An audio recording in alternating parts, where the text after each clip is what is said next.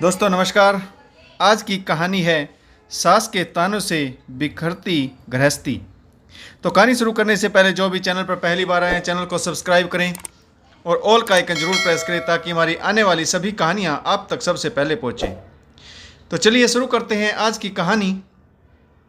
नमन की दोनों बहनों की शादी पहले ही हो चुकी थी। नमन की बहनों को बच्चे भी हो चुके थे। नमन की छोटी बहन को 20 दिन पहले ही लड़का हुआ था। नमन की शादी भी 2 हफ्ते बाद होनी निश्चित हुई थी। नमन के लिए घर वालों ने गुंजन नाम की लड़की को पसंद किया था। नमन और गुंजन की शादी को लगभग 2 हफ्ते गुजर चुके थे। नमन को ये भी नहीं पता चला था कि दिन कब हुआ और रात कब हुई थी, मगर गुंजन को नमन के घर पर पल पल दिन गुजारना भारी हो रहा था। नमन ने शादी में मुंह दिखाई के लिए एक सोने की चैन ही दी थी। नमन और गुंजन की शादी के 15 दिन बाद नमन के घरवालों को नमन की छोटी बहन के बच्चे के जन्मदिन पर पिलिया देने के लिए उसके घर जाना था। उसकी बहन के घर जाने की सभी तैयारी हो चुकी थी। गुंजन की सास ने गुंजन से मुंह दिखाई में दी गई चैन भी अपनी बेटी के लड़के के पिलिये में देने के लिए ले ली थी। इस बारे में गुंजन ने नमन को भी नहीं बताया था। ऊपर से गुंजन के मायके से जो भी अच्छा सामान दिया गया था उसमें से भी कुछ न कुछ सामान निकालकर गुंजन की सास ने गुंजन की ननद को देने के लिए अलग कर लिया था। इसके बाद भी गुंजन की सास उसके सामने कुछ न कुछ सुनाए भी जाती थी, मगर गुंजन ने अपने नए रिश्ते में जहर न घुल जाने की खातिर नमन से इस बारे में कुछ भी नहीं कहा।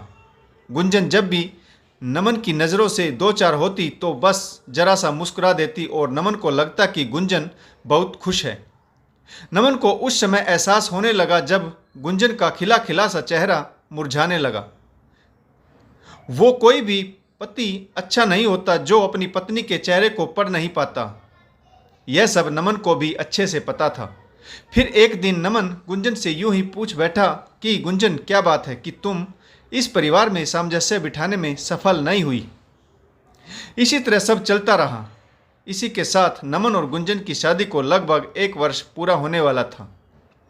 नमन ने पूछा, गुंजन, तुम इस परिवार में अपनी जगह नहीं बना पाई क्या? सच कहूँ तो मुझे यह पता ही नहीं चला कि कब इस खूबसूरत रिश्ते में तुम्हारे साथ यूं ही वक्त गुजर गया।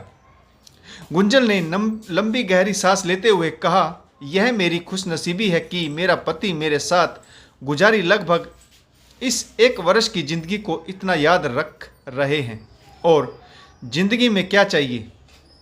नमन ने कहा, गुंजन, यह मेरे सवाल का जवाब नहीं, सच बताओ, घर में तुम्हारा मन लगा है या नहीं? नमन ने यह कहते हुए गुंजन का हाथ अपने हाथ में लिया और गुंजन से पूछने लगा। गुंजन ने नमन को बताया कि घर में तो सब कुछ ठीक ठाक है, लेकिन सिर्फ माँ जी की ही एक कमी है जिसने मेरी खुशियों पर ग्रहण सा लगा दिया है।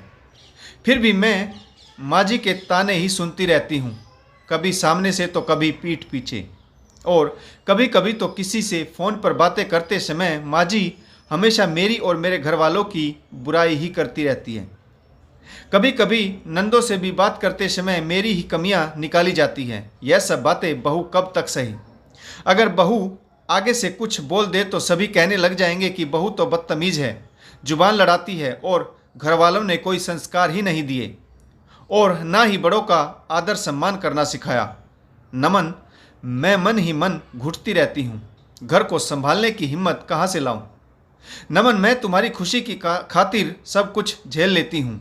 मैं अपनी सास से नहीं बल्कि सास के तानों से दुखी हूँ। यह कहकर गुंजन की आंखों से अब तक संभले हुए आंसुओं की अविरल धारा बहने लगी। मैं बात करूं माँ से? नमन ने कहा। नहीं नमन, बुढ़ापे में अपनी गलती को स्वीकारना इतना आसान नहीं होता। उनको लगेगा कि उनका बेटा ही बहू की पैरवी करने लगा है, बहू का गुलाम बन गया है, बहू ने अपने चंगुल में फंसाकर सब कुछ पढ़ा दिया है। उल्टा इल्ज़ाम मुझ पर ही आएगा कि बहू ने बेटे को सिखाकर अपनी ही माँ के खिलाफ कर दिया। गुंजन ने नमन को ऐसा करने से रोक दिया। नमन ने कहा, तो ठीक है गुंजन, इसका एक दूसरा तरीका भी है मेरे पास। हम माँ से यह जानने की कोशिश करते हैं कि उन्हें अपनी बहू पसंद है या नहीं। हम उनसे हाँ या ना में जवाब लेते हैं, फिर अपने आप ही पता चल जाएगा कि उन्हें दिक्कत किस बात से है। कुछ दिन बाद नमन ने मौका पाकर गुंजन को लेकर अपनी माँ का विचार जानना चाहा। पसंद ही तो थी गुंजन मुझे, तभी तो बहू बनी मेरी, मगर उसके मायके से तेरी कीमत क्या मिली हमको। जो भी दिया ऐसा वैसा ही दिया, 4 लोगों के सामने इज्जत ही खराब हो गई हमारी। नमन की माँ मुंह बनाते हुए कहने लगी। नमन ने फिर प्यार से ही अपनी माँ को समझाने की कोशिश की और कहा कि माँ, आपको अपनी इज्जत 4 लोगों की नज़र में बनवानी है या सेवा करने वाली बहू की। आपके बेटों को खुश रखने वाली बहू और इस घर को संभालने वाली अपनी बहू की नज़र में बनवानी है। 4 लोग तो 4 ही थे, 4 ही रहेंगे, मगर एक हंसता खिलखिलाता परिवार घर के सदस्यों के लिए पूरी दुनिया हो जाती है।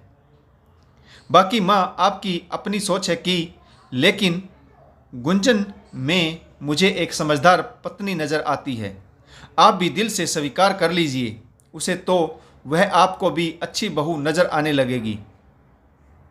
यह कहकर नमन माँ के कंधे थपथपाते हुए वहाँ से चल उठा। पलट कर देखा तो माँ के चेहरे के भाव उसको महसूस करा चुके थे कि माँ अब एक बहुत अच्छी सास न सही, मगर हर वक्त ताने देते रहने वाली सास बनकर नहीं रहेगी। माँ जरूर अपने बेटे की प्यार से समझाई गई बात को जरूर मान जाएगी। आशा करता हूँ आपको यह कहानी जरूर पसंद आ गई होगी। कहानी पढ़ने के लिए आप सभी का बहुत बहुत धन्यवाद। जय हिंद, वंदे मातरम, भारत माता की जय।